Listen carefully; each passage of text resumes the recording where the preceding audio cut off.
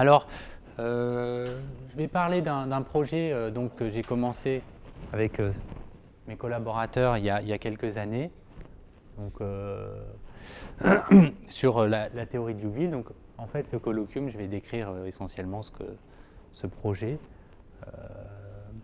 Alors, juste, je veux quand même citer mes collaborateurs. C'est un projet qu'on a commencé avec François David, un physicien du CEA, Antti Kupienen, un matheux-physicien à Helsinki, et Rémi Rod, un probabiliste à Paris. Et on travaille également avec Colin Guillarmou en ce moment autour de ce projet.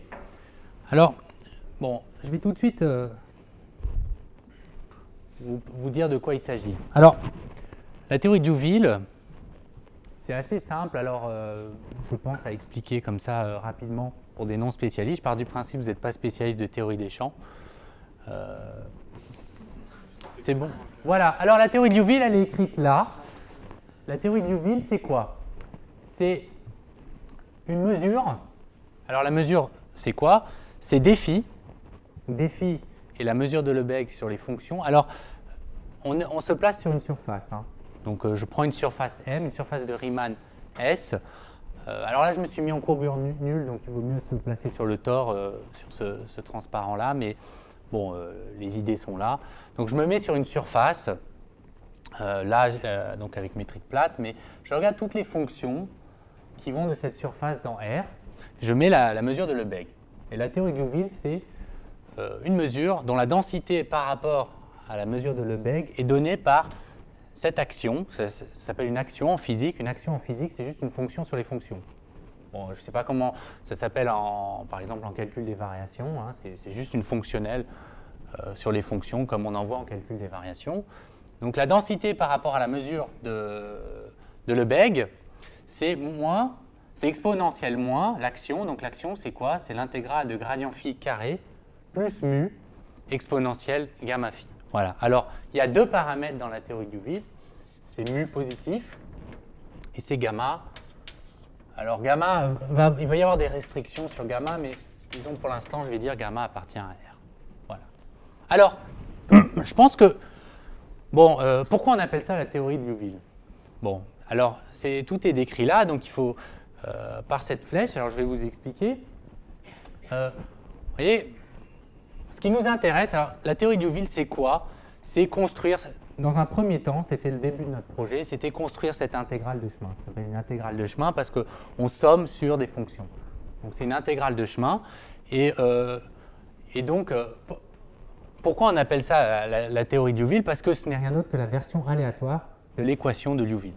Donc l'équation de Liouville, pour ceux qui ne la connaissent pas, ce n'est rien d'autre que, alors, phi étoile, c'est parce que je note phi étoile, l'unique solution, bon alors quand elle existe, etc., on reviendra sur ça en détail, mais l'unique solution de Laplacien phi étoile égale donc lambda, grand lambda exponentielle phi étoile. Ça s'appelle l'équation de Liouville.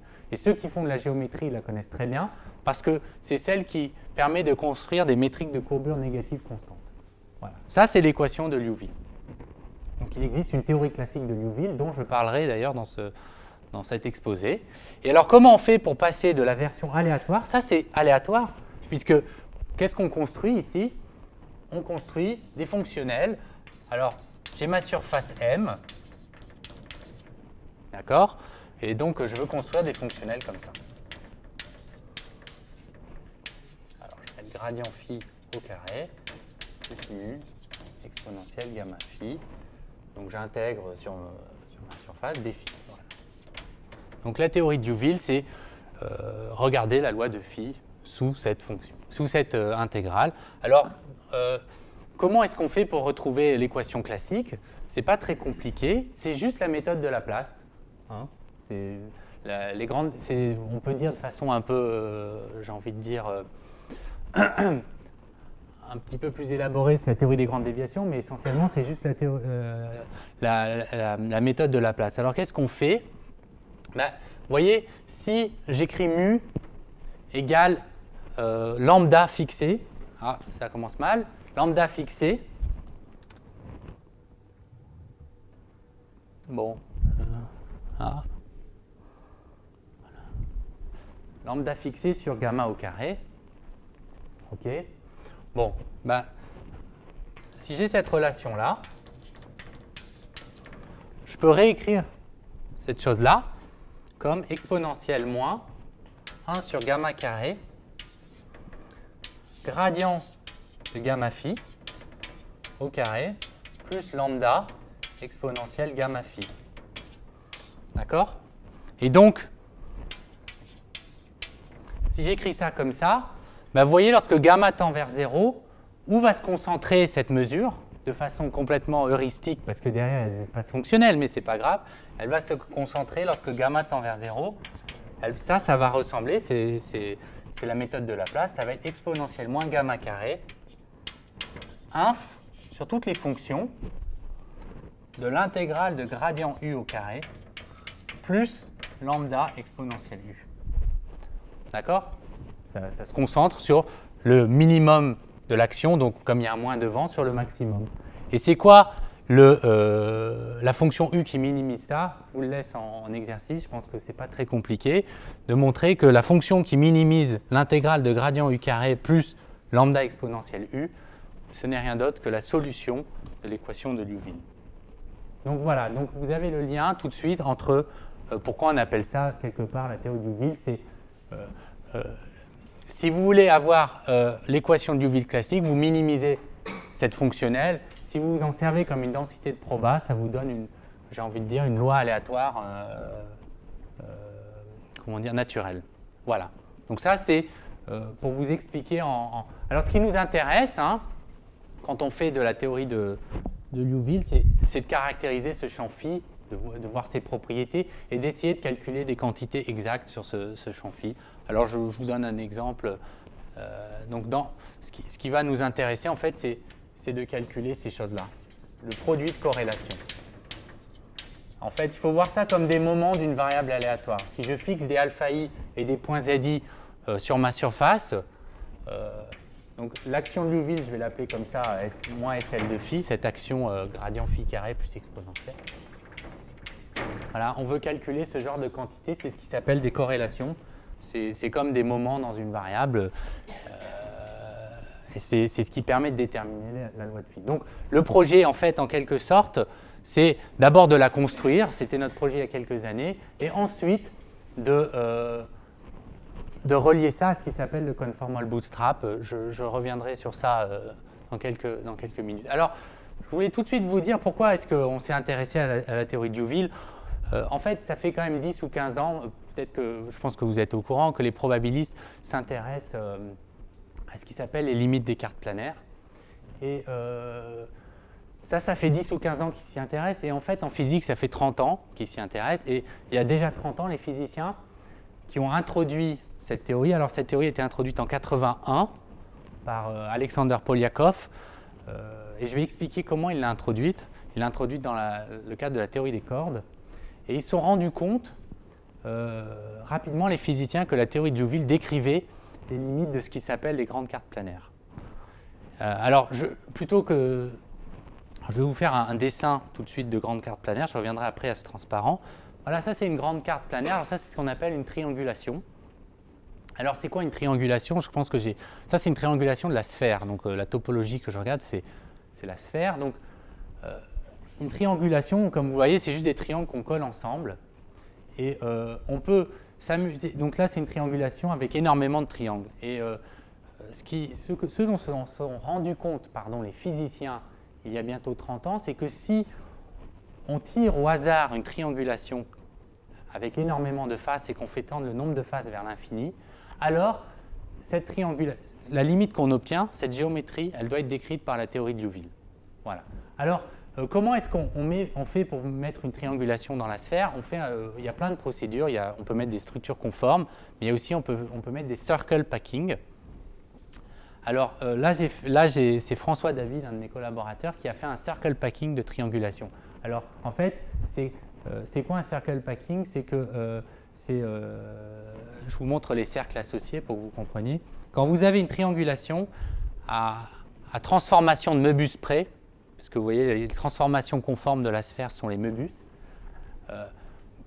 vous avez une unique façon de mettre la triangulation dans la sphère, de façon à ce que le graphe d'adjacence de ces cercles soit donné par la triangulation. Donc ça veut dire que les cercles sont tangents et les centres des cercles, ce sont les points du réseau. Et quand on relie deux points ensemble, deux centres de cercle ensemble, ça donne la triangulation. Donc vous voyez, le graphe d'adjacence de ces petits cercles qui sont tangents, c'est ça. Voilà. Et donc, c'est quoi, regardez la limite d'échelle de cet objet? Typiquement, bon, un champ, voilà, je vais tout de suite vous donner un champ en discret très naturel. Vous avez, si cette triangulation elle est de taille grand N, je ne connais pas le grand N de cette triangulation, je ne sais pas la compter comme ça, et que je mets un volume 1 sur N dans chaque triangle, ça me fait une forme volume sur la sphère, et en fait c'est un champ. Et on peut se demander quelle est la limite de cette forme volume. Et les physiciens, depuis 30 ans, disaient c'est décrit par la théorie de Liouville. Voilà. Alors c'est pour ça que c'est une des motivations au départ pour regarder ce genre d'objet. Mais en fait, bon, il ne faut pas perdre de vue que ces objets ils sont sortis en fait un peu différemment, j'expliquerai. Donc par les travaux de Polyakov. Voilà, donc vous voyez que la géométrie est très différente parce que ici, vous avez une aire euclidienne qui est très très grosse et vous allez mettre 1 sur n comme volume, donc un faible volume sur une aire euclidienne très grande, donc c'est ce qu'on va appeler l'aire quantique par exemple. Et par contre ici, vous avez plein de petits triangles agglutinés, vous mettez volume 1 sur n dans chaque petit triangle, mais il y en a plein, donc ça va prendre, le volume euclidien va être tout petit, mais le volume vis-à-vis de la triangulation, donc le volume vis-à-vis de la théorie de Liouville à la limite, va être très très gros, donc ça va vous donner un objet très multifractal. Voilà. Donc la question, par exemple, c'est très bien, c'est multifractal, mais quelle est la loi exacte de cette limite? Et ça, c'est quelque chose qui est fourni quelque part en tout cas conjecturellement, par la théorie de Liouville. Et bien qu'il y ait quand même un peu d'avancée récente sur ce genre de problème, essentiellement, le lien entre les cartes planaires, la limite de ces triangulations et la théorie de Liouville, cette intégrale de chemin, la plupart tous les problèmes, en gros, dont celui que je vous cite est ouvert, sont ouverts. Voilà. OK. Donc voilà. Donc, alors, c'est quoi notre projet? J'en parlerai peu après parce que c'est un colloquium. Je veux surtout en quelque sorte, vous expliquer un peu d'où ça vient, tout ça. Mais notre projet, c'est il y a quelques années, bon, il y avait ces physiciens qui disaient ces cartes sont décrites par la théorie de Liouville. Et donc, bon, au début, quand on va parler avec les probabilistes et tout, on dit bon, on aimerait construire la théorie de Liouville, la théorie conforme des champs, etc. Et finalement, bon, la plupart des probabilistes vous disent non, mais la théorie conforme des champs, c'est un langage inventé par les physiciens. Et nous, on a notre langage à nous, qui s'appelle le langage du SLE. Pour ceux qui connaissent, il y a eu une avancée spectaculaire il y a 15 ans pour comprendre les phénomènes invariants conformes en probabilité, c'est l'introduction du SLE. C'est en gros toutes les courbes aléatoires invariantes conformes. Mais le problème, c'est que la description des physiciens, elle est complètement différente. C'est des champs. Le SLE, c'est des courbes aléatoires. Et ici, ce qu'on a, c'est des champs. Et en fait, même si à terme, on arrivera à trouver des liens, c'est quand même deux descriptions complètement différentes du système qu'on est en train de regarder. Et les champs, c'est vraiment le langage universel de la physique. Et nous, notre projet, déjà dans un premier temps, c'était vraiment de définir ces champs directement. D'ailleurs, on ne fait aucun SLE dans nos travaux.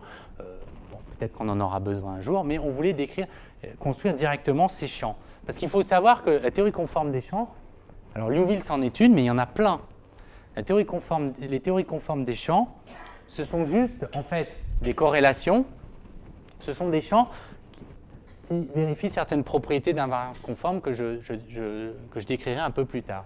Et nous, on voulait construire cette théorie conforme des champs. Alors, bon, il faut savoir qu'en probabilité, sauf un ou deux exemples, personne n'avait avant ce travail vraiment construit une théorie conforme des champs de façon complète. Donc en fait, ces objets de la physique, ils existent. Donc déjà, c'était un premier défi pour nous.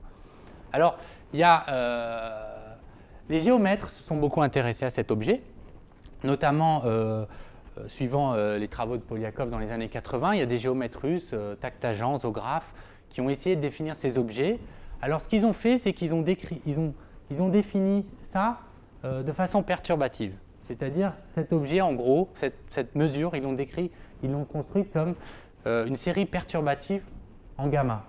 Gamma, on peut le voir comme une constante de Planck quelque part, et ils ont décrit une série perturbative. Mais les physiciens, eux, quand ils calculent des quantités sur Liouville, ils ont des nombres réels. Donc, disons que ce qu'on voulait faire, c'était vraiment le définir de façon non perturbative, et c'est assez rare pour être souligné. Souvent, quand on a des intégrales de chemin, surtout en dimension 3, 4, et c'est un vrai problème, souvent ces intégrales de chemin, ces mesures n'existent que de façon perturbative, et pas du tout de façon, vous voyez, comme des quantités réelles. Alors, nous, ce qu'on a d'abord fait, c'est construire ces quantités vraiment comme des intégrales qui n'existent de façon, qui existent en soi, pas de façon perturbative. Et donc, voilà, alors quand on a commencé ce projet, on est allé voir les physiciens. Et là, c'est devenu intéressant, vraiment, parce que quand vous allez voir les physiciens et que vous leur demandez quelle est la théorie des champs de Liouville, eh bien, il n'y a pas de consensus. Voilà. Il n'y a pas de consensus sur ce que c'est que la théorie de Liouville. Il y a essentiellement deux approches. Il y a des physiciens qui vont vous dire bon, c'est une intégrale de chemin, comme elle a été introduite par Polyakov dans les années 80. Mais il y a aussi ce qui s'appelle le conformal bootstrap. Et notre programme, c'est de retrouver ce conformal bootstrap. Donc je m'explique. En gros, les physiciens, ce qu'ils ont fait, c'est qu'ils ont inventé une méthodologie pour appréhender la théorie conforme des champs. Essentiellement, ça consiste c'est une méthode axiomatique qui consiste en gros à dire, voilà, je suppose que j'ai des champs qui vérifient certaines corrélations. Alors, typiquement, c'est des corrélations à 2 points et à 3 points. Donc, je prends n égale 2 ici et n égale 3. De façon axiomatique, ils disent ces corrélations valent tant. Et ensuite, ils ont une méthode récursive, ça s'appelle le bootstrap, qui permet de calculer des corrélations à 4, 5, 6 points. Et donc, pour les physiciens, quand vous allez les voir, si vous leur demandez ce qu'est Liouville, il n'y a pas de consensus. Ils vont vous dire, si vous vous mettez dans le bootstrap, c'est des formules. C'est des formules exactes très jolies. Et puis après, vous leur demandez, mais alors, est-ce que c'est pareil ces formules que l'intégrale de chemin? Et alors là, il n'y a vraiment pas de consensus. Ils vous disent, oui, alors l'intégrale de chemin, d'abord, on ne sait pas si elle existe. Elle existe peut-être que de façon non perturbative, Et ensuite, ils vont vous dire, bon, par contre, elle existe peut-être cette intégrale de chemin, mais c'est peut-être pas relié à ce qu'il y a là-haut, ces formules qu'ils ont trouvées. Et en fait, nous, notre projet, c'est de montrer que cette intégrale de chemin qu'on a construite, elle va bien vérifier les formules exactes du bootstrap. Et c'est important, parce qu'en fait, ça unifie la théorie. Il faut savoir que quand la théorie, elle arrive à plein d'endroits différents, physiques, et elle arrive toujours sous un certain angle. C'est-à-dire que des fois, vous allez voir apparaître l'intégrale de chemin, mais des fois, vous allez avoir apparaître des formules exactes là-haut qui viennent du conformal bootstrap, et c'est important de construire une théorie unifiée. Voilà. Donc, mon introduction a été un petit peu longue, mais en gros, s'il faut retenir quelque chose de notre projet et de ce que je vais vous expliquer là, c'est que on veut construire une théorie conforme des champs par une méthode d'intégrale de chemin, et on veut retrouver des formules exactes qui existent dans la physique, ce qui permettrait de construire une théorie unifiée de Liouville. Voilà. Et à côté de ça, je pense que cette flèche-là, le lien entre le discret et le continu va petit à petit se développer, mais c'est des problèmes difficiles. Voilà. OK. Alors, je vous ai montré une triangulation, ce que c'est censé décrire à la limite. Alors maintenant, je vais vous... Oui ?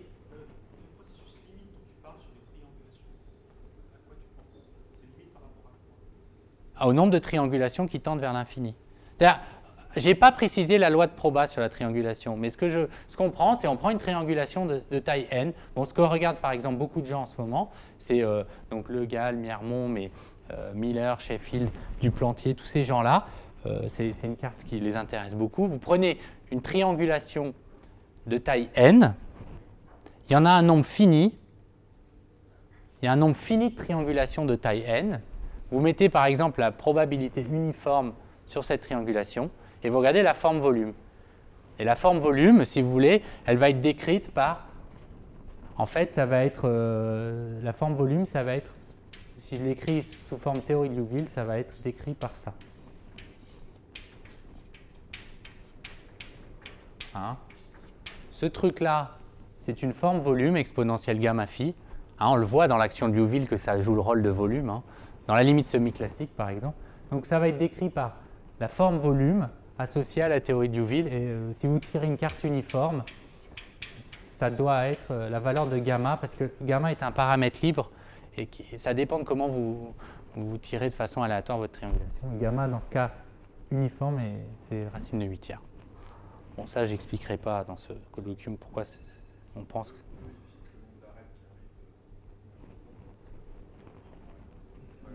Non, non, ah non, non, non, non, c'est triangulation. Il n'y a pas de... On ne fixe pas le nombre d'arêtes qui arrivent en un sommet. Non. Ah bah, peut-être qu'après les détails de ce qu'ils savent prouver, je ne sais pas aujourd'hui, mais il n'y a aucune raison, il n'y a aucune contrainte. Hein. C'est censé être extrêmement robuste, ces choses-là. OK. Alors, donc le plan, ça va être d'abord la théorie de Liouville classique. Je vais vous expliquer un peu l'histoire derrière ça. Et ensuite, je vais passer un petit peu à quoi ressemble une théorie conforme, la théorie conforme Liouville. Mais d'abord, je vais parler de la classique. Et après, si j'ai le temps, je parlerai un peu de perspective. OK. Alors, bon, dorénavant, maintenant, bon, c'était une introduction générale. Je vais me placer sur la sphère. Voilà. Donc, je vais me placer sur la sphère de Riemann. La sphère de Riemann, c'est le plan complexe avec un point à l'infini. Et je vais fixer des points. En fait, je vais en fixer plus que 3. N va être supérieur ou égal à 3 ici. Je vais fixer des points sur la sphère que je vais appeler ZI. Et je vais leur associer un poids que je vais appeler chi indice I. Et pour tout I, chi indice I est strictement plus petit que 2. Alors, en 1890, l'Académie des sciences de Göttingen a posé la question suivante. Est-ce qu'il y a existence et unicité à l'équation de Liouville? Alors, c'est-à-dire, est-ce qu'il existe une solution à Laplacien phi égale lambda exponentielle phi, telle que, alors en dehors de ces points que j'ai fixés, Z1, Zn, et telle que, au voisinage des points, le phi étoile ait un comportement logarithmique singulier. Alors, pour ceux qui connaissent la géométrie, on recherche les métriques sur la sphère à courbure négative, constantes, qui ont des singularités coniques sur les points ZI. Voilà. Parce qu'en fait, pourquoi est-ce qu'il faut, quand on veut résoudre l'équation de Liouville dans la sphère de Riemann, il faut rajouter cette condition? Parce que par le théorème de Gauss-Bonnet, la courbure moyenne, c'est un invariant topologique, et sur la sphère, c'est positif. Donc il faut mettre des singularités de courbure positive. Voilà, donc cette question, elle a été posée en 1890 et elle a été résolue la même année par Émile Picard. Alors pourquoi est-ce que... alors, il a résolu cette question, il y a bien existence et unicité sous certaines conditions sur les ZI et les chi. En particulier, il faut qu'il y ait au moins 3 points, parce que sinon, il n'y a pas assez de points pour créer de la courbure positive sur la sphère. Mais ceux qui n'aiment pas, enfin connaissent rien à la géométrie riemannienne, bon, c'est juste une équation Laplacien. Le Laplacien, c'est plat. Hein, c'est Laplacien sur le plan complexe et je mets des singularités log. Voilà. Alors cette solution, elle vérifie les propriétés d'invariance conforme. Alors si j'appelle les points ZI d'insertion, je les mets en rouge ici pour bien qu'on les distingue, la solution, elle dépend de ces points d'insertion. Hein, je résous une équation Laplacien égale exponentielle et je mets des points ZI où elle a une singularité logarithmique. Alors j'appelle cette fonction, donc c'est une fonction aussi des points où il y a une singularité. Alors, ce n'est pas très difficile de montrer que si je prends une application de Möbius, hein, une transformation conforme de la sphère, c'est juste AZ plus B sur CZ plus D, alors j'ai cette relation d'invariance conforme. C'est parce que, en fait, essentiellement, si je prends le Laplacien à gauche, ce terme-là va disparaître parce que c'est une fonction harmonique. Et le Laplacien de phi rond psi, bah, c'est le Laplacien de phi fois psi prime carré. Et donc, et s'il y a unicité à l'équation, on peut montrer que si on applique une transformation conforme, on a cette invariance conforme. Et en particulier, si on prend l'exponentielle de cette relation, on voit, alors Z, c'est les points d'insertion, donc j'applique aussi ma transformation conforme aux points où il y a les singularités. Si je prends l'exponentielle, j'ai cette relation-là. Voilà. Et en gros, ce qu'on est en géométrie riemannienne, on va dire que ce qu'on a, c'est des tenseurs, quoi. D'accord? Ils ont des relations vis-à-vis des transformations conformes, c'est des relations de tenseurs. Et par exemple, si je prends alpha égale 1, je vois que mon exponentielle phi d de z, c'est un volume.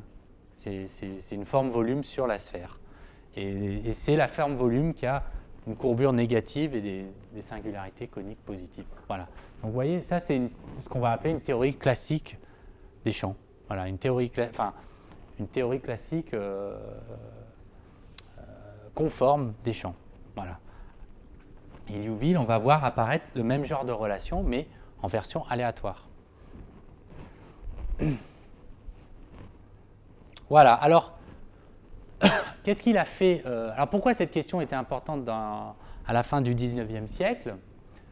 C'est parce qu'à l'époque, il y avait un énorme engouement pour l'uniformisation des surfaces. Donc à la fin du 19e siècle, cette équation de courbure négative, les gens savaient plus ou moins qu'elle était liée à l'uniformisation des surfaces, c'est-à-dire à la représentation de ces métriques comme le pullback de métriques dans le disque. Et celui qui a vraiment explicité ce lien, c'est Poincaré. Voilà. Et Poincaré, ce qu'il a fait pour expliciter ce lien, c'est qu'il a introduit en gros l'ancêtre de ce qu'on va appeler une observable holomorphe, qui apparaissent beaucoup en probabilité aujourd'hui. Ce qui s'appelle les observables holomorphes, c'est quoi? C'est une fonction holomorphe. Mais c'est une fonction holomorphe dont on peut extraire de l'information. Alors il a introduit, en fait c'est Schwartz avant lui, je crois qu'il avait introduit, mais il a utilisé ce qui s'appelle le Classical Stress Energy Tensor, donc c'est cette fonction-là. Et si vous faites un petit calcul sur votre feuille, vous verrez qu'en utilisant l'équation de Liouville, c'est facile de montrer, ça fait quelques lignes, c'est facile de montrer que si vous prenez la dérivée z bar de cet objet, ça fait 0 en dehors des singularités. Donc c'est une fonction holomorphe. Un champ en coordonnées complexes, ce qui veut dire...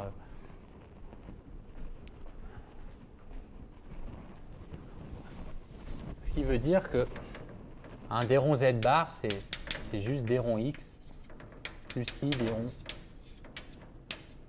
si z égale x plus y. Voilà. OK. Donc en particulier, j'ai une fonction holomorphe sur la sphère avec des singularités. Donc en fait, il suffit de regarder ce qui se passe au voisinage des singularités et c'est pas très compliqué de montrer que c'est juste une fraction rationnelle comme ça avec des pôles d'ordre 1 et des pôles d'ordre 2. Et ce qu'il a fait Poincaré, c'est la chose suivante. Il a pris deux solutions indépendantes à ce qui s'appelle l'équation fuchsienne. D'accord? Donc il s'en sert comme en introduisant l'équation fuchsienne. Et si on prend deux solutions indépendantes de cette équation, alors on peut représenter la métrique phi étoile là-haut comme le pullback de la métrique hyperbolique dans le disque. Voilà. Donc et donc il a uniformisé la surface avec des singularités coniques. Ça veut dire qu'il a envoyé cette surface, cette sphère, avec des singularités coniques. Donc attendez, là c'est la sphère, je vais bien montrer. Il l'a envoyée dans le disque, quotienté par un sous-groupe de PSL2, mais je ne veux pas rentrer dans ces détails. Mais dis donc, ça s'appelle uniformiser la surface, ça veut dire la représenter dans le disque, quotienté par un groupe. Voilà. Donc il s'en est servi comme ça, mais je vais faire cette remarque-là. En particulier, si on regarde bien ce TCL, qui est explicite, c'est juste une fraction rationnelle, eh bien, si je regarde donc, la solution de l'équation de Liouville avec singularité conique, ça résout, si je prends exponentielle moins phi étoile sur 2, alors ça résout cette équation-là. Et je vais appeler ça un champ classique dégénéré. C'est-à-dire qu'il y a des quantités que vous pouvez construire à partir de l'équation de Liouville qui sont des EDP qu'on peut étudier. Et par exemple, on peut s'en servir en géométrie, si par exemple il n'y a que 3 points sur la sphère, pour donner des formules exactes sur phi étoile et sur l'uniformisante f. D'accord? Et donc, finalement, c'est un résultat d'intégrabilité. Ça veut dire qu'on peut calculer effectivement des choses à partir de cette équation. Et donc, je voudrais que vous reteniez ça et que finalement, bon, à partir de l'équation de Liouville, on peut aussi donner d'autres équations qui sont plus simples et qu'on peut résoudre. C'est par exemple le cas ici, où si vous avez que 3 points, ben, on peut la résoudre explicitement, parce que ça, c'est juste une fraction rationnelle, et ça se ramène à une équation géométrique, hypergéométrique. Voilà. Donc ça, c'était en quelques minutes un petit peu ce qui s'était passé historiquement. Et donc, finalement, je ne sais pas ce qui s'est passé après pendant 70 ans, mais en tout cas, dans les années 80, toute cette théorie, elle est redevenue elle a été un peu comme ravivée par les travaux de Polyakov. Et donc, essentiellement, Polyakov, en voulant construire sa théorie des cordes 2D, il a redécouvert en version aléatoire, en version quantum, ce que je suis en train de raconter là, quelque part. Et donc, notre programme, c'est beaucoup de rendre rigoureux la version aléatoire de la théorie classique de Liouville, donc c'est la théorie quantique de Liouville, et en particulier de calculer des choses sur cette théorie. Voilà. Alors, qu'est-ce qu'il a fait Polyakov? Alors, je vais essayer de vous expliquer comment il est tombé sur la théorie de Liouville. Ça sera, bon, c'est un calcul très ingénieux qui garde encore des zones de mystère d'ailleurs. Alors, en 1981, Polyakov a écrit un papier très connu qui s'appelle Quantum Geometry of Bosonic Strings. Et qu'est-ce qu'il a fait? Donc, il a fait une théorie de sommation sur les métriques G sur une surface M. Donc M, c'est une surface de Riemann, et G, c'est une métrique sur la surface. Et la théorie des cordes, c'est quoi? En gros, c'est une intégrale. C'est une intégrale par rapport à un volume que je vais appeler dg. Donc, où je mets sur les métriques, la métrique suivante, la distance entre G, la métrique, et G plus un petit delta G. Je change un tout petit peu la métrique. La distance, elle est donnée par cette quantité-là. Alors, en fait, c'est quoi une métrique sur une surface de Riemann? C'est en tout point de la surface M, c'est juste une matrice 2,2. D'accord? On est sur des surfaces, c'est juste une matrice 2,2. Donc G, il faut le voir comme une matrice 2,2 ici. Et en chaque point de la surface, je suis localement décrit par une matrice 2,2. Et en fait, je prends juste sur ce point-là le produit scalaire classique sur les matrices, quoi, parce que c'est des matrices 2,2 symétriques. Hein. Donc, je suis juste en train, en gros, de regarder trace de A, T de A. Alors, et après, j'intègre par rapport, et donc ça, c'est la forme volume sur la surface, et j'intègre sur toute la surface. Je regarde vraiment, enfin, Polyakov, il regarde vraiment la métrique la plus simple qui soit sur les métriques. Donc, c'est un peu compliqué parce que c'est une métrique sur les métriques. Hein, mais quelque part, c'est un peu, faut voir ça comme une métrique sur les matrices, quoi. C'est juste qu'en chaque point de la surface, il y a une matrice, donc j'intègre après sur tout. Et en maths, ça s'appelle, je crois, la Wheeler-DeWitt métrique. Voilà. C'est vraiment la métrique L2 sur les métriques. Voilà. Donc, en gros, ce que voulait calculer Polyakov, c'est qu'il voulait donner un sens à l'intégrale suivante. Alors, je ne vous donnerai pas tous les détails, je n'ai pas le temps, mais en gros, bon, il y a une quantité là, mais il voulait intégrer cette forme volume. Alors, ce n'est pas de la géométrie riemannienne de dimension finie, et donc le gros problème, c'est que donner un sens à la forme volume associée à cette métrique sur les métriques, ça ne va vraiment pas de soi. Alors, mais il a fait un calcul très ingénieux qui lui a permis de découvrir Liouville. Alors, pour ceux qui sont spécialistes de géométrie riemannienne, bon, ils connaissent tout de suite ça. Moi, je ne suis pas à la base, même toujours pas spécialiste de géométrie riemannienne, mais quand vous avez une surface de Riemann, une métrique, vous pouvez toujours l'écrire comme 3 termes indépendants, en gros. Vous pouvez indexer, vous pouvez trouver une famille finidimensionnelle de métriques de référence sur votre surface de Riemann, d'accord, qui va dépendre, la dimension de cet espace va dépendre du genre de la surface. Mais en gros, vous pouvez indexer vos métriques par un espace finidimensionnel qui s'appelle le module. Après, une fois que vous avez ces métriques de référence, vous pouvez faire 2 manips pour construire une métrique, et c'est tout. Vous pouvez prendre votre métrique, d'accord?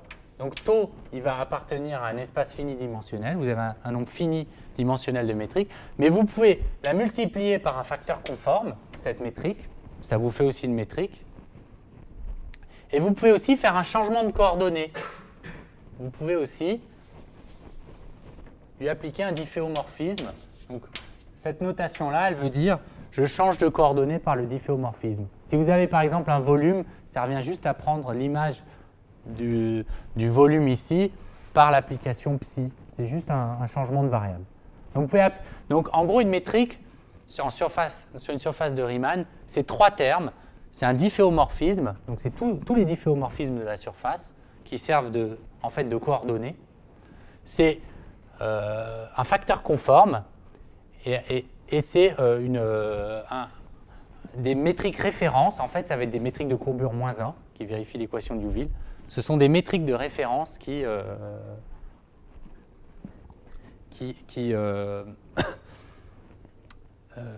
vivent dans un espace finidimensionnel. Et donc, la découverte de Polyakov, et qui est remarquable, c'est qu'en fait, cette forme volume, il a réussi à la factoriser en 3 termes. Alors, il utilise des arguments ingénieux, mais aujourd'hui, même au sein de la physique, il n'y a pas de consensus vraiment sur cette question-là. Mais en gros, ce qui sort par un calcul, ce qui s'appelle d'anomalie conforme, que je n'expliquerai pas, mais c'est que, vous voyez, j'ai ces 3 termes, et en fait, la forme volume, on peut la décomposer en 3 morceaux, en une partie sur le difféomorphisme, en une forme volume sur taux, donc c'est cet espace finidimensionnel qui indexe les métriques de base, et en une mesure que j'appelle D un peu penchée, là, comme ça, phi, sur le facteur conforme qu'il y a là-haut. Et ce qu'il a découvert, c'est que ce défi, il a été découvert par la théorie de Liouville. Voilà. Donc à partir de cette métrique sur les métriques, en faisant des changements de variables, il a décomposé la forme volume en 3 morceaux. Et le morceau le plus, disons, le plus important, quelque part, c'est ce morceau-là, défi, sur le facteur conforme. Donc une métrique typique.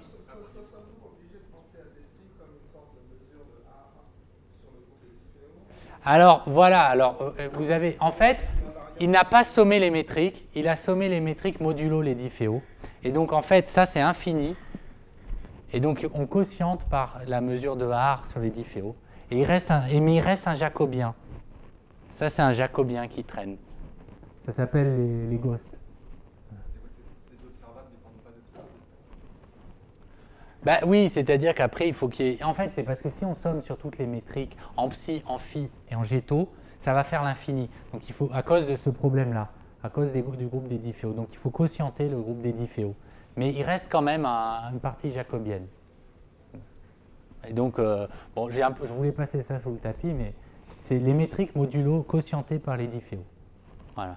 Et après, il faut vérifier que la métrique qu'on obtient, elle est bien compatible avec les changements de difféos. Voilà. Donc, mais bon, et en fait, donc voilà, ça c'est un peu, je vous ai expliqué en un quart d'heure comment, finalement, par la théorie des cordes, parce que ça c'est vraiment la théorie des cordes, ça s'appelle la corde bosonique. C'est une métrique sur les métriques, et il y a 3 termes qui apparaissent, un jacobien, une mesure sur le module, et la théorie de Liouville. Voilà. Et c'est comme ça qu'est née la théorie conforme des champs, en gros. Elle est née ici, parce que Polyakov, il a découvert la théorie de Liouville par sa théorie de la corde bosonique, en voulant sommant les métriques. Et là, et donc 3 ans plus tard, il a fait un des papiers majeurs de sa carrière et de la physique théorique. 3 ans plus tard, il a écrit un papier avec Belavin et Zermolotchikov pour résoudre les théories conformes. Toutes.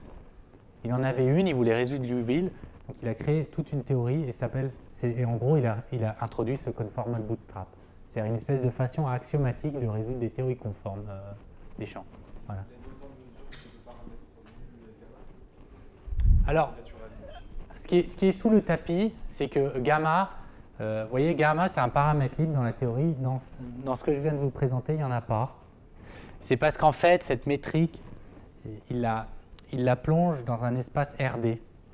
C'est-à-dire qu'il faut voir c'est-à-dire qu'il a une application qui prend la surface et qui la met dans RD. Et donc, c'est la théorie des cordes. Et donc, on voit une corde qui se propage dans un espace de dimension D. Et cette dimension D, elle est liée au gamma de la théorie de Liouville. C'est la dimension dans laquelle vit la corde. Parce que vous voyez, vous avez une surface, vous pouvez la plonger dans un espace de dimension supérieure. Et la découverte fondamentale en fait, de ce truc-là, c'est que si D égale 26, la théorie de Liouville est triviale. Il n'y a pas de théorie de Liouville. Et donc, c'est pour ça qu'en théorie des cordes, il y a la dimension 26 qui apparaît. Parce qu'à ce moment-là, ça devient trivial, il n'y a plus de théorie de Liouville. Bon, mais après, bon, ça va nous amener un peu loin. Donc, il me reste à peu près un quart d'heure, 20 minutes. Donc, je vais vous parler donc, de la théorie de Liouville. Donc, voilà, ce qu'il a découvert, ce que je vous ai dit, ce n'est rien d'autre que ce qu'il y avait dans le premier transparent. Hein. Donc, défi, avec la notation, c'est exponentielle moins gradient phi carré plus mu exponentielle gamma phi d droit, mesure de Lebesgue sur les fonctions. Voilà. OK. Alors, maintenant, donc ça, c'était une discussion très générale. Elle est valable sur toutes les surfaces de Riemann. Maintenant, je vous ai dit, je vais parler que de la sphère. Hein, et donc, on va parler de la construction. Donc, comme je vous ai dit, la construction de la théorie de Liouville, on veut donner un sens à cette intégrale. C'est le produit des exponentielles alpha i phi. Alors, j'ai un tout petit peu changé la définition de la mesure de fond. C'est juste un changement de variable. Je vais tout de suite vous le dire. Je pose phi égale x plus quelque chose de déterministe, plus q sur 2 log de g de z. Et je me mets sur la sphère avec la métrique ronde. Tout à l'heure, je vous ai dit, j'avais une métrique plate. Et donc, ce terme-là n'était pas là. Et là, il y a un 2, parce que la courbure de la sphère, c'est 2. Enfin, la courbure de... C'est pas Gauss, c'est Ricci, je crois. Voilà. La courbure de Ricci, c'est 2 sur la sphère. Et donc, je regarde cette fonctionnelle que je vous ai déjà dit, mais sauf avec comme métrique de fond la métrique ronde sur la sphère. Hein, la sphère, c'est le plan complexe avec un tenseur métrique symétrique qui est donné par g de z égale 4 1 plus z carré sur 2. Si vous n'aimez pas la géométrie riemannienne, de toute façon, il n'y a rien de mystérieux là-dedans. G de z, c'est une fonction. Et ça, c'est la mesure de Lebesgue sur le plan complexe. Hein, c'est juste une fonction. La forme volume, c'est une fonction pour la mesure de Lebesgue. Et donc, j'ai mon terme gradient. J'ai un terme ici qui fait intervenir la courbure. Et j'ai ce potentiel exponentiel. Et donc, tous les paramètres de la théorie de Liouville sont là. C'est le gamma. Alors, on sait qu'elle n'existe que pour gamma dans 0,2. Et il y a Q qui est relié à gamma par cette relation-là, égale 2 sur gamma plus gamma sur 2. Et il y a cette constante mu positive qui est la constante cosmologique. Voilà. Alors, comment on fait pour définir un objet comme ça? Alors, je pense que j'ai 10 minutes, je vais vous expliquer vaguement le principe de la construction. Ce n'est pas si compliqué. En fait, je vais vous expliquer ici comment on fait pour construire un truc comme ça. Donc, la théorie de Liouville, faut que je marche aujourd'hui. Voilà. Alors, je vais vous expliquer comment on donne un sens à ça. La mesure de Lebesgue sur les fonctions, comme vous le savez certainement, ça n'existe pas. Donc, depuis le départ, je travaille avec un objet formel, mais ce n'est pas grave, les physiciens ils le font, et ça marche presque tout le temps. Enfin, quand ils ont de l'intuition, ça marche presque tout le temps. Donc, par contre, qu'est-ce qui existe? C'est la chose suivante. Je vais prendre la partie gradient carré, je vais la mettre, d'accord? Et je vais la mettre, et je vais la fusionner avec la mesure de Lebesgue. Ça, on n'arrivera jamais à le construire, la mesure de Lebesgue sur les fonctions. Par contre, les probabilistes, ils ont construit un objet qui est l'exponentielle moins le gradient de x carré dx, et ça s'appelle le Gaussian free field, d'accord? Le champ libre gaussien. Et le champ libre gaussien, c'est quoi? C'est juste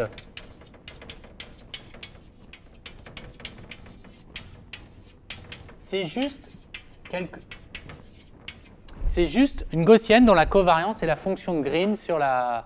Alors, je suis sur la sphère. Donc, la fonction de Green sur la sphère, hein, c'est, vous savez, c'est log de 1 sur x moins y plus quelque chose de... un phi très, très régulier, quoi. Donc, alors, pourquoi c'est ça? Parce que, en fait, si vous vous souvenez de vos cours sur les gaussiennes, je ne sais pas si vous en souvenez, mais vous savez, une gaussienne, c'est quoi? C'est... Je vais l'écrire aussi, au-dessus. Une gaussienne, c'est quoi? Si je me mets dans Rn, c'est la densité d'une gaussienne dans Rn, c'est T de x, donc transposé de x, k-1 de x. Donc k est une matrice définie positive, dx. Et là, je suis dans Rn. D'accord? Donc je prends la mesure de Lebesgue dans Rn, et je regarde juste la densité exponentielle moins t de x, k-1, x2. Et ça, c'est une gaussienne. Ça vous donne un vecteur gaussien. Hein. Je vais l'appeler x1, xn. Ce vecteur gaussien, c'est une gaussienne dont la covariance est donnée par l'élément d'ordre ij de la matrice. Hein, dans Rn. Mais ça marche pareil dans les espaces infinidimensionnels. Qu'est-ce que c'est gradient de x au carré? Je vais vous faire un petit calcul ici. C'est quoi gradient de x carré? Par intégration par partie, c'est l'intégrale de x, alors il y a un moins devant, moins x laplacien de x. Bon, et ben c'est quoi l'inverse du laplacien? Puisque là j'ai k-1. Donc je prends moins 1 de... Enfin, je dois prendre moins 1 de l'opérateur qui apparaît ici. Laplacien moins 1, c'est fonction de Green. Puisque la fonction de Green, c'est ce qui résout Laplacien égale masse de Dirac. Enfin, l'inverse du Laplacien, c'est la Green. Et donc, on pose ça. Alors, ce truc-là, ça existe depuis 30 ans. Ça s'appelle la théorie constructive des champs. Alors, vous allez me dire, pourquoi ça n'a pas été fait il y a 30 ans? Et c'est là où il y a vraiment une idée, je pense, à comprendre, qui est très très simple, mais qui est quelque part sur lequel les gens ont buté pendant 30 ans. Et je pense que c'est ça l'idée clé du début de notre projet il y a 3 ans. C'est vraiment ça. C'est que quand vous faites ça, le gradient il est défini à une constante près. Si vous changez x en x plus 1, ça donne le même gradient. Ces fonctions, elles sont définies à constante près. Donc quand je dis je prends la fonction de Green, je prends laquelle? Quand je suis sur la sphère, que je regarde la fonction de Green, je résous Laplacien, c'est l'inverse du Laplacien. Mais vous voyez, je suis obligé de fixer une condition. Je suis obligé de dire, par exemple, Laplacien u égale f et de moyenne u par rapport à la métrique ronde. Mais en fait, pourquoi est-ce que je prendrais ce Laplacien-là? Si je change de métrique, je vais changer de fonction de Green. Donc, ce n'est pas logique. Enfin, il y a quelque chose d'arbitraire dans la définition. Donc, cette mesure-là, les gens, d'ailleurs, il y a plein de gens qui avaient fait ça avant, ils ont pris la fonction de Green de moyenne nulle sur la sphère ou je ne sais pas quoi, et ça ne marche pas. Ça ne va pas devenir invariant conforme parce qu'il y a une espèce de... il y a une dépendance vis-à-vis de la métrique de fond. Donc, cette mesure-là, ce n'est pas le Gaussian free field. Alors là, je prends la fonction de Green de moyenne nulle sur la sphère. Et en fait, la bonne définition de cette mesure, c'est x. Alors, je vais l'appeler xg, ça. La fonction, la gaussienne dont la covariance est donnée là par la fonction de Green, de moyenne nulle sur la sphère. Je vais poser que cette mesure, c'est xg plus c. Et c, je vais le tirer avec la mesure de Lebesgue. Donc, si j'interprète la mesure exponentielle moins l'intégrale de gradient de x au carré dx comme le Gaussian free field de moyenne nulle sur la sphère plus une constante distribuée selon la mesure de Lebesgue, alors ça va donner le bon objet. Un objet qui va être invariant conforme. Et c'est parce que la fonction de Green sur la sphère, ce n'est pas invariant conforme. C'est quelque chose qui, on dirait la grosse bêtise que dit l'étudiant en master, parce qu'on dit toujours la fonction de Green est invariant conforme, on dit toujours le Gaussian free field est invariant conforme. C'est faux. Sur la sphère, la Gaussian free field et la fonction de Green ne sont pas invariants conformes. Parce que si vous appliquez une Möbius, vous allez changer la moyenne de votre fonction de Green. Et donc, si vous voulez résoudre ce problème, il faut tirer votre gaussienne avec de moyenne nulle par rapport à la métrique ronde, et même n'importe quelle métrique d'ailleurs, ça ne changera rien, du moment que vous la shiftez avec la mesure de Lebesgue. Et ça vous donne la bonne théorie. Et donc, je vais finir avec ça. Donc, dans 5-10 minutes. 5 minutes, ouais. Donc, là, donc, si vous faites ça, vous pouvez ensuite, comment vous faites ensuite, vous voyez votre exponentiellement SL, la partie gradient, vous la mettez dans le dx et vous dites c'est une mesure Gaussian free field plus Lebesgue. Et ensuite, vous calculez des moyennes par rapport, vous calculez ça, ce sont juste des fonctionnels par rapport à votre champ libre gaussien plus une constante tirée sur le Lebesgue. Et ça vous donne un objet. Alors, je mets sous le tapis plein de problèmes. Le Gaussian free field, c'est un objet irrégulier, ce n'est pas une vraie fonction. Et donc, en fait, cette intuition qu'on intègre les fonctions, elle est fausse. En fait, l'objet que vous allez avoir, le phi, qui est Gaussian free field plus constante plus cette partie tenseur, c'est un objet qui est très irrégulier. Donc, prendre l'exponentielle, c'est problématique. Mais il existe des théories, c'est les théories du chaos multiplicatif de Kahan. Et donc, derrière, en fait, les définitions, en fait, il faut régulariser de partout et passer à la limite. Et il y a des termes de régularisation. Et donc, je vous mets sous le tapis tous ces problèmes de régularisation.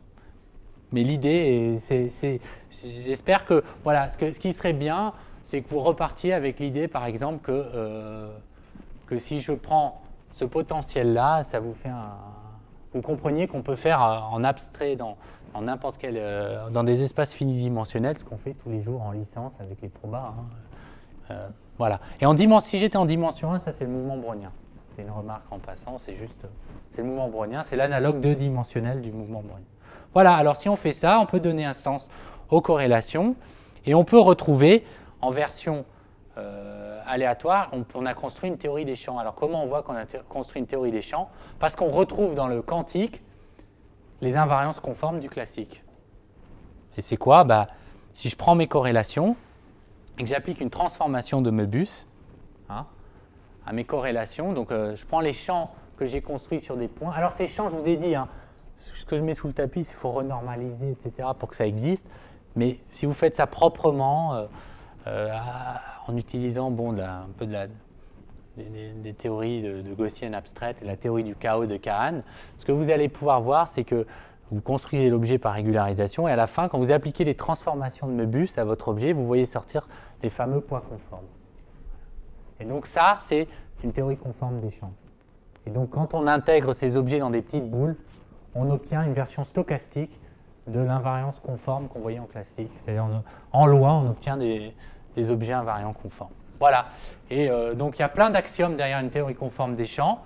Et bon, là, on a un exemple de famille qui vont vérifier ces axiomes et on va pouvoir retrouver pas mal de choses.